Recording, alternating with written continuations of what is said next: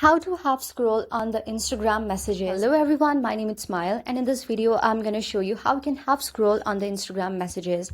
So to know how you can do this, watch this video till the very end.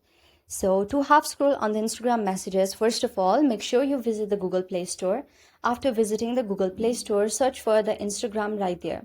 And after searching for the Instagram right here, install and update the latest version of Instagram on your device. So if it is already installed and updated the latest version, you can simply open your Instagram, log into your account and go to the message section. Now you will see someone's messages right here, and you don't want to read all the messages they have sent, and you just want to half scroll it and just open the messages and just scroll down and down and down and down.